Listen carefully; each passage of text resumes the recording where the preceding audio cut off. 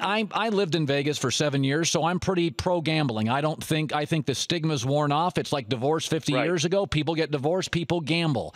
There was a fantasy football moment during the past debate, and Chris Christie was outspoken, thought it was a ridiculous thing, but I do think it will become something where commissioners now are embracing it. Are you pro or anti fantasy and gambling? Well, I'm okay with it because it's happening anyway. You know, whether you have it or you don't have it, you have it. You understand that better than anybody. It's all over the place. I thought the question, though, in that forum, you know, where we're talking about foreign trade, we're talking about wars, it was a sort of a ridiculous question. And unfortunately for Bush, he didn't say the right thing. He started talking about it as a very serious topic, saying how well he does at fantasy football.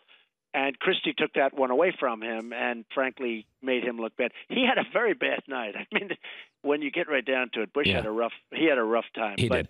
But you know, it was interesting to watch, but it was a tough evening.